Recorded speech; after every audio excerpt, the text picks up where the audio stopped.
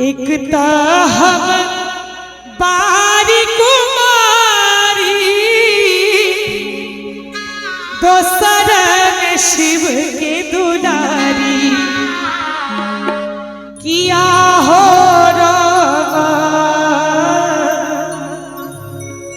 किया हो कोने शिव मोरा त्यागल रे किया हो कोने गुणवा शिव मोरा त्यागल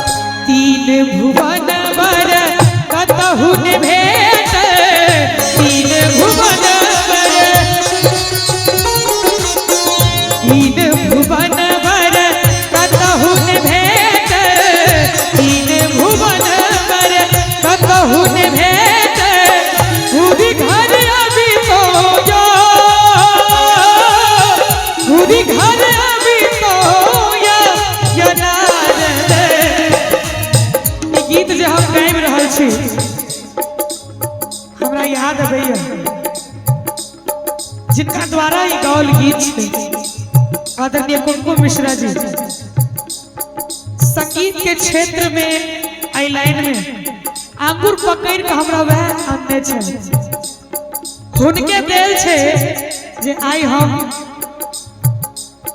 एता तक पहुंचलो हैं। एक बेर जोरदार ताली हुनका आई एता वो नहीं छे लेकिन हमर हुनका याद आबि गेल। एक बेर जोरदार ताली हुनको लेल बजा दियो सब यो नारद ओ एहि गीत के केना गाबै छलखिन हैं हुनका जगह नहीं गाबि पाबै छी लेकिन प्रयास करै छी। यो नारद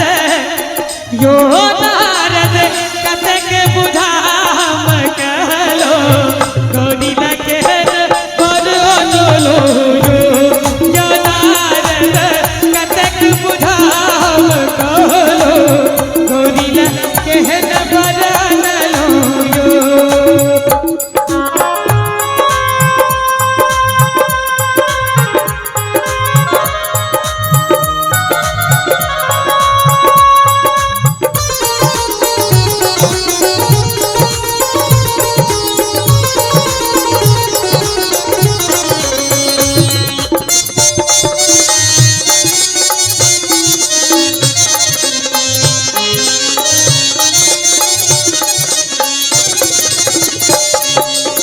हमर धिया छे 12 बरख के हमर धिया छे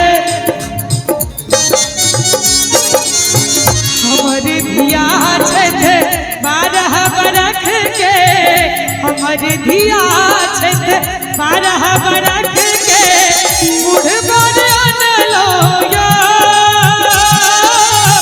बुढ़बर अनलो यो यो नारद कतेक बुझाम कहलो कोनी लगे बरलो यो नारद कतेक बुझाम कहलो कोनी लगे बरलो यो नारद कतेक बुझाम कहलो कोनी लगे बरलो यो नारद कतेक बुझाम कहलो गोरी लगे बरलो भोरे भोरे भाग पीबी कत गेला त्रिपुरारिया छोड़ल डामर छाल मृगा के छोड़ल डामर छाल मृगा के छोड़ल बस हमरा दिया भोरे भोरे भाग पीबी कत गेला त्रिपुरारिया भोरे भोरे भाग पीबी कत गेला त्रिपुरारिया भोरे भोरे भाग पीबी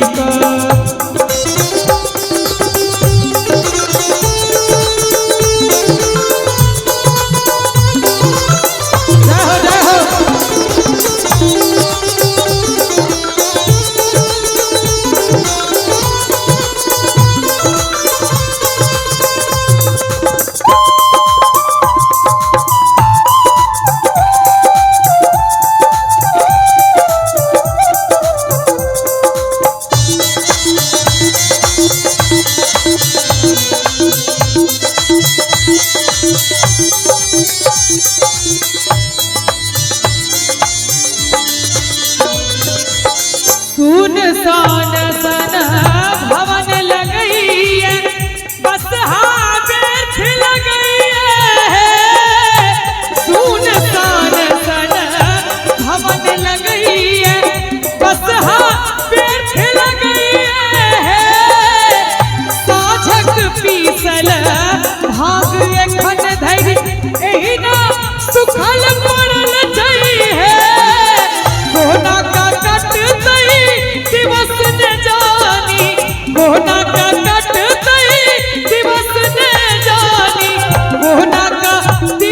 सुहारिया भोरे भोरे भाग पीवी का कथा केला त्रिपुरारिया भोरे भोरे भाग पीवी का।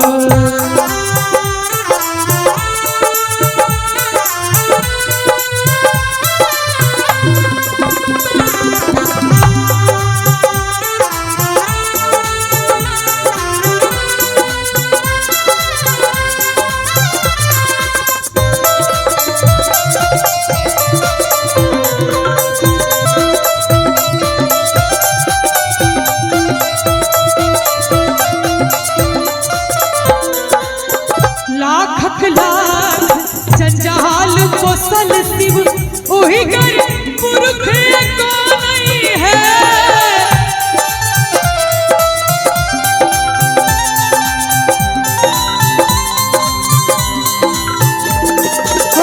लाख लाख जंजाल पोसल शिव ओही कर पुरख को नहीं है। अपने ताले नाची रहल सब काजक जोगे को नहीं है। ककरा कहबै के जा सकते ककरा कहबै के जा सकते के लावत खबरिया भोरे भोरे भाग पीवी कत गेला त्रिपुरारिया भोरे भोरे भाग पीवी का। और अंतिम लाइन और कार्यक्रम समापन। जुनी कानो जुनी दियो पिटोतन रही रूसल हर हर छत है।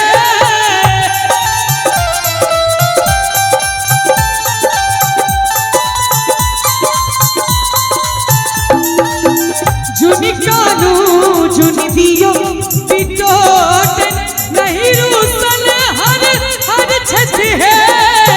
कहा फिर नारद सुनु हे गौरी भक्त के बस में शिव छत है। उगना बन को कौन हेला उगना बन को कौन हेला विद्यापति के चकरिया भोरे भोरे भाग पीवी का कत गेला त्रिपुरारिया भोरे भोरे भाग पीवी का कत गेला त्रिपुरारिया।